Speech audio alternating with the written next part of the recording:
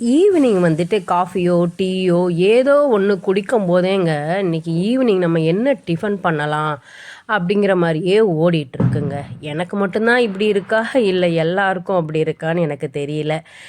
சரி, தோசை மாவு இருந்துச்சுன்னா தோசை ஊற்றலான்னா தோசைக்கு என்ன சட்னி வைக்கிறாங்கிற மாதிரி வருது. சரி, இட்லி வைக்கலான்னா என்ன காய் போட்டு சாம்பார் வைக்கலாங்கிற மாதிரி ஓடுது. சரி, சப்பாத்தி பூரி அந்த மாதிரி போடலான்னா அதுக்கு என்ன காய்கறி குருமாவா உருளைக்கிழங்கு குருமாவான்னு இருக்குது. நைட்டு பொங்கல் போட்டோம்னா பொங்கல் சாப்பிட்டா எனக்கு வந்துட்டு நைட்டு டைஜஸ்ட் ஆகாதுங்கிறது ஒரு ஆள்.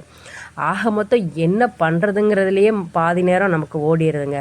அதுக்கப்புறம் என்ன, நானும் அதே மாதிரி தான் மாவு இட்லி மாவு இருந்துச்சு, அதுக்கு ஒரு சட்னி பண்ணிடலான்னு ரெடி பண்ணிகிட்ருக்குறேங்க.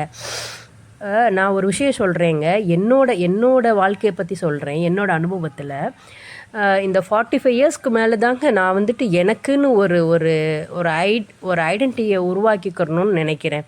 இதுக்கு முன்னாடி எனக்கு அந்த எண்ணங்கள் வரல. ஏன்னா இதுக்கு முன்னாடி வந்து குழந்தைங்கள், ஹஸ்பண்டு, அப்புறம் அம்மா அப்பா, மாமனார் மாமியார், இந்த ஒரு வட்டத்தை சுற்றியே என்னோடய வாழ்க்கை முடிஞ்சிருச்சு.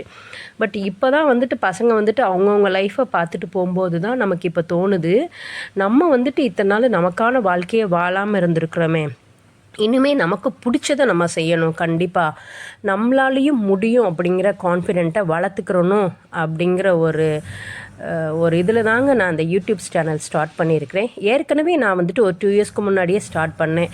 அது வந்துட்டு சில பல காரணங்களால் என்னால் வந்துட்டு அதை கொண்டு போக முடியலை.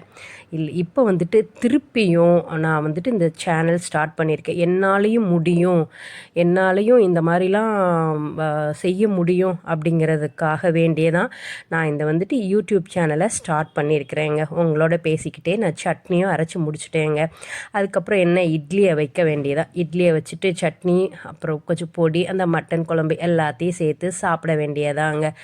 இந்த மாதிரி 45 இயர்ஸ்க்கு மேலே எனக்கு மட்டும்தான் இப்படி தோணுதா, இல்லை அந்த 45 இயர்ஸ்க்கு மேலே இருக்கிறவங்களுக்கும் தோணுதா அப்படிங்கிறத எனக்கு ஒரு கமெண்ட் பண்ணுங்கள். ஏன்னா அந்த 45 இயர்ஸ்க்கு மேலே நம்ம கையில் கொஞ்சம் ஏர்னிங்ஸ் இருந்தால் மட்டும்தான் வந்துட்டு நமக்கு ஒரு கான்ஃபிடென்ட் கிடைக்கும். இல்லைனா நம்ம அடுத்தவங்களை டிபெண்ட் பண்ணியே இருக்கிறோங்கிற அந்த மைண்ட் செட்டுக்குள்ளேயே இருக்கிற மாதிரி இருக்குங்க. அதனால் கண்டிப்பாக இந்த சேனலை பார்க்குறவங்க கண்டிப்பாக சப்ஸ்கிரைப் பண்ணுங்கள், ஃபாலோ பண்ணுங்கள், ஷேர் பண்ணுங்கள். ஓகே, அடுத்த வீடியோவில் கண்டிப்பாக இன்னும் இன்ட்ரெஸ்டிங்காக நம்ம பேசலாங்க. இந்த வீடியோவை பார்த்துட்டு கண்டிப்பாக வாட்ச் பண்ணுங்கள், ஷேர் பண்ணுங்கள், அண்டு சப்ஸ்கிரைபும் பண்ணிடுங்க. அடுத்த வீடியோவில் பார்க்கலாம். பாய்.